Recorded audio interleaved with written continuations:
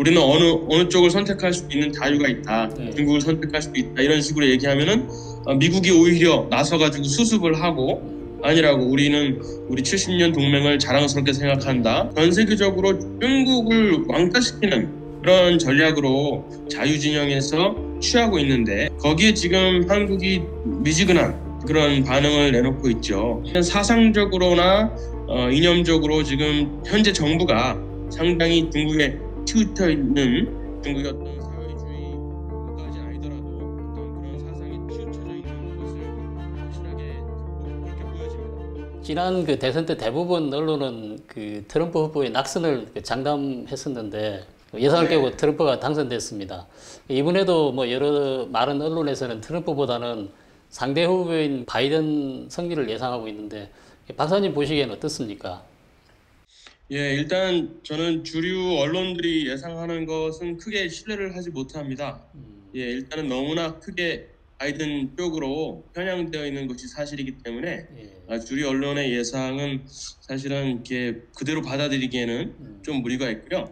그리고 이제 여론조사도 바이든이 상당히 우세하다고 이제 나타나고 있는데 사실은 2016년에도 그랬지만은 지금 미국의 여론조사가 제대로 이 민심을 잘 반영하지 못한다고 이제 생각을 합니다.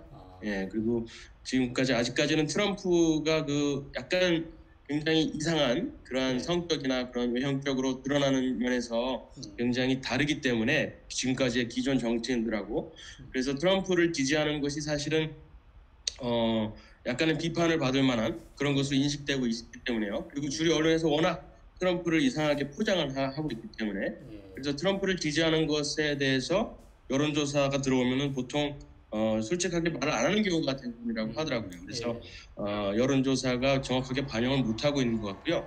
근데 반대로 지금 유세 현장 같은 데를 보면은 트럼프 유세 현장 같은 데 보면은 뭐 어마어마한 인파가 몰립니다. 근데 바이든의 유세 현장은 유세가 자체가 없는 것도 있고요. 유세 현장이 있더라도 랠리를 하더라도 사람들이 굉장히 적게 모이는 뭐 몇십 명 모이는 그런 것들을 볼 수가 있습니다. 그래서 분명히 민심의 차이가 언론이 말하는 거랑은 좀 반대로 돼 있다는 것을 지금 알 수가 있습니다. 미국 대선 이후에 그 북미 관계는 어떻게 전망을 하십니까? 예, 아마 바이든이 되면은 한미 관계가 조금 더 나아질 것이다. 지금 한미 관계가 어려운 것은 트럼프 대통령의 뭐 분담금이라든가 여러 가지 뭐 철수하겠다라고 위협을 한다거나 이런 것 때문에 지금 한미 관계가 틀어진 것이다라고 이제 생각을 하는데 그렇게 많이 해석이 나오는데 이거 사실 굉장히 큰 오해를 불러일으키는 이야기입니다. 왜냐하면 바이든이 된다고 해서 지금 현 정부가 친중 노선을 버리고 친미를 하게 될까요? 그렇지 않거든요.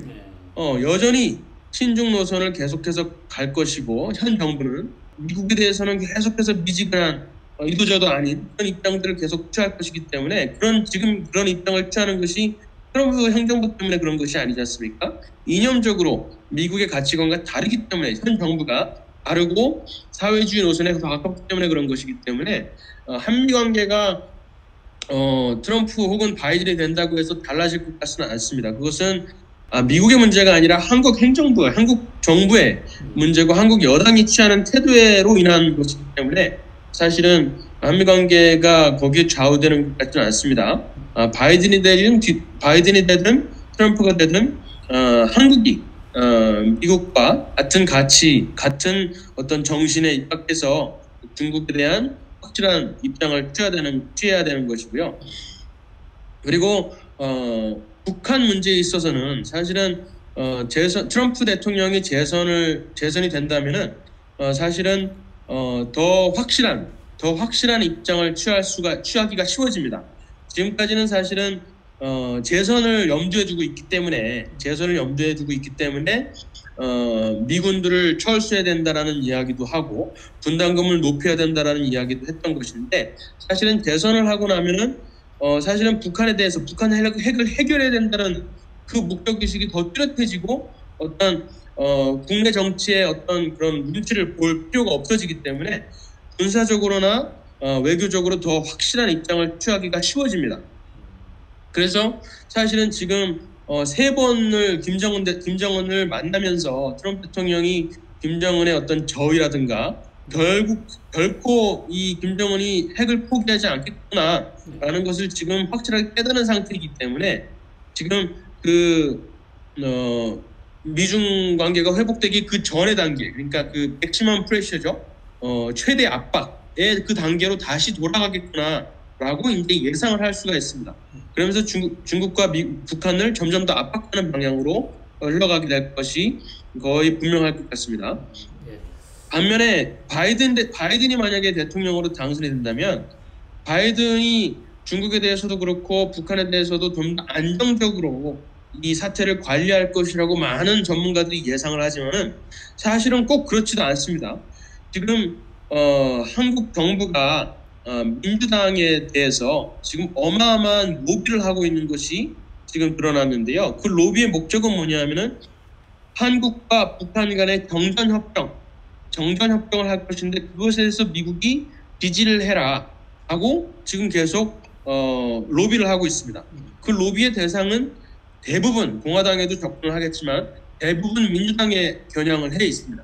그래서 바이든이 만약에 대통령이 된다면 북한에 대해서 강경한 태도를 취하는 척 하겠지만은 사실은 결국에는 다시 육자회담이나 바다적인 그런 회담으로 북핵을 관리하려고 할 테고요.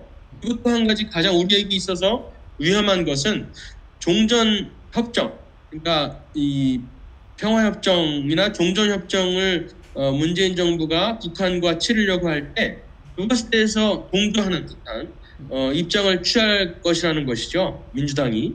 그것은 사실은 자유진영에 있어서 우리 대한민국의 보수나 또 대한민국의 가치관, 대한민국의 어떤 자유민주주의를 지키려고 하는 그 세력에게는 상당히 위험한 그러한 입장이 될 수가 있습니다. 그래서 트럼프 대통령이 재선에 성공을 하는 것이 사실 오히려 더 많은 전문가들이 예측하는 것과 달리 사실은 그게 더 우리 북한을 대하는 것이나 우리 자유 대한민국을 지키는 면에 있어서는 더 유리하다고 저는 생각을 합니다.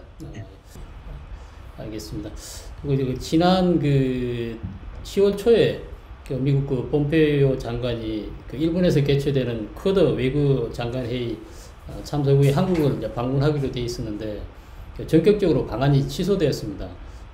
그 배경을 놓고 여러 가지 해석이 많이 나오는데 미국 현지에서는 어떻게 생각하고 있습니까? 예, 공식적으로 폼페이오가 방한을 취소하게 된 것에 대해서 공식적으로는 트럼프 대통령이 코로나에 이제 감염이 되면서 공백이 있으면 안 된다고 해서 돌아온 것으로 했는데 사실 그것은 그냥 이 한국이나 또 몽골이었죠. 몽골에 가려고 했었는데 그런 나라들의 최대한 이제 예의를 갖추면서 내놓을 수 있는 명분이라고 할 수가 있고요.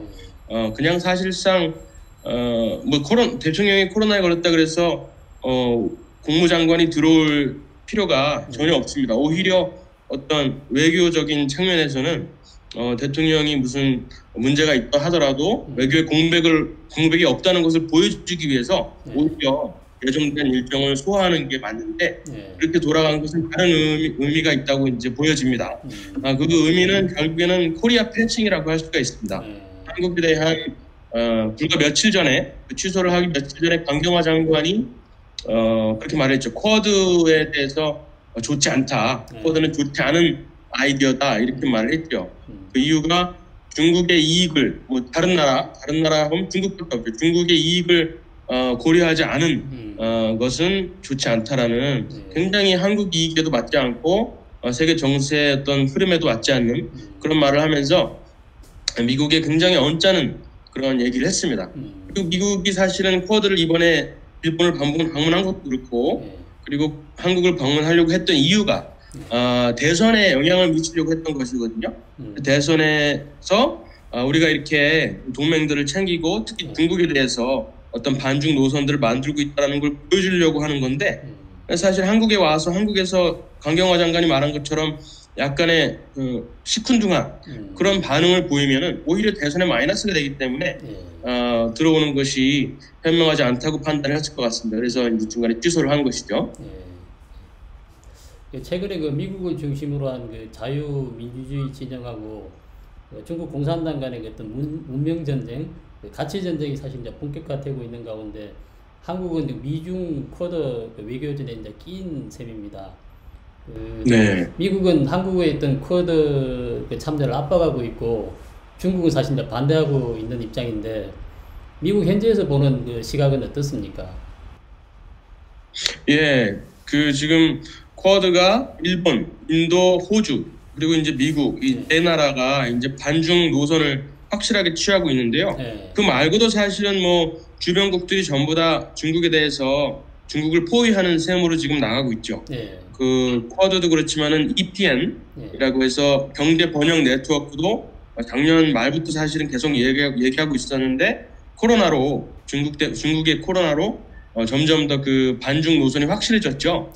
그래서 당연히 지금 전 세계적으로 중국을 왕따시키는 그런 전략으로 자유진영에서 취하고 있는데 꼭 미국만 그런 것이 아니라 그렇게 하고 있는데 거기에 지금 한국이 미지근한 그런 반응을 내놓고 있죠.